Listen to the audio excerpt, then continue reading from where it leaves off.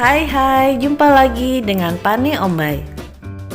Jangan lupa subscribe dan tekan tombol loncengnya agar menjadi yang pertama mendapatkan update dari kami. Jalan-jalan kuliner legendaris ke Semarang, ke Soto Bangkong. Nama Bangkong diambil dari nama perempatan jalan tempat lokasi di mana rumah makan soto berada. Perempatan jalan tempat di mana lokasi soto berada itu bernama Bangkong karena konon katanya di masa lalu banyak terdapat bangkong di perempatan jalan itu. Bangkong artinya adalah katak dalam ukuran besar.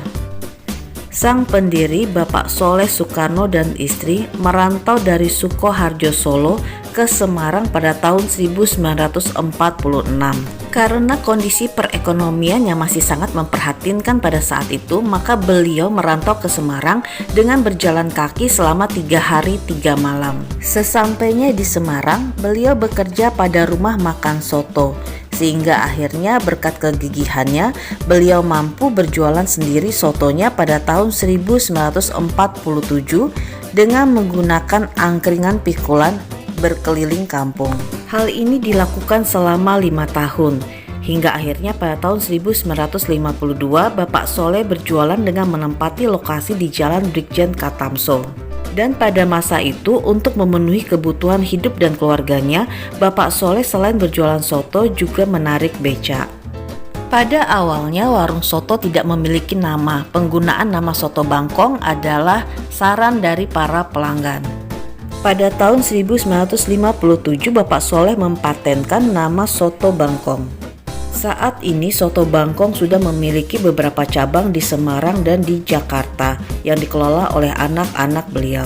Setiap anak Bapak Soleh berhak memiliki cabang Soto Bangkong sesuai dengan jumlah anak yang mereka miliki.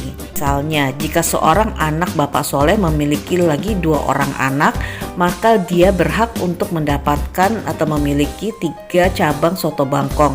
Jadi 2 untuk anak atau cucu dari Bapak Soleh itu dan 1 untuk anak Bapak Soleh itu sendiri.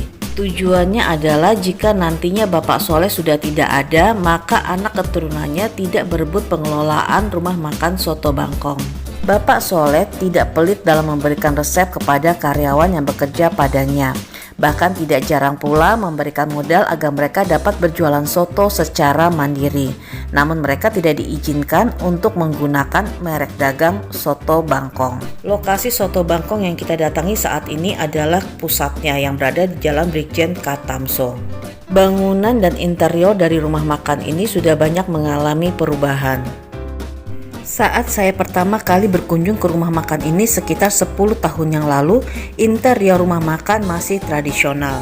Namun saat ini interior sudah didesain atau direnovasi menjadi minimalis modern sehingga nuansa tempo dulunya sudah tidak terasa lagi. Salah satu kunci keberhasilan dari Soto Bangkong selama ini adalah dengan tetap menjaga cita rasa yang otentik. Cita rasa otentik itu didapat dari kecap yang diproduksi sendiri, di mana kecap ini tidak terlalu kental seperti kecap pada umumnya. Selain itu, mereka juga menggunakan ayam kampung yang berpengaruh pada rasa kaldu, di mana kaldu terasa lebih gurih. Setiap harinya rumah makan Soto Bangkong pusat ini mampu menghabiskan 40 ekor ayam kampung yang dapat menjadi 200 hingga 300 porsi Soto Bangkong. Kuah soto terlihat bening dan berwarna kuning agak pekat. Warna agak pekat atau kecoklatan ini didapat dari penggunaan kecap produksi sendiri. Dalam mangkok soto terdapat irisan tomat, bihun, toge, bawang merah, dan penggunaan bawang putih. Mereka menggunakan bawang putih yang cukup banyak karena bawang putih adalah merupakan salah satu penyedap alami. Di meja juga disediakan aneka menu pendamping seperti sate ati ayam, sate telur puyuh, sate kerang, tempe, tahu, perkedel. Menurut saya, Soto Bangkong ini rasanya enak. Tampilan muka dari rumah makan Soto Bangkong ini masih tradisional, namun pada saat kita masuk ke dalam, maka nuansanya sudah modern minimalis. Sehingga jika orang tidak mengetahui sejarah panjang dari rumah makan ini, maka rumah makan akan terlihat seperti rumah makan soto kebanyakan. Demikian jalan-jalan kuliner legendaris kali ini dan sampai jumpa di jalan-jalan kuliner legendaris berikutnya.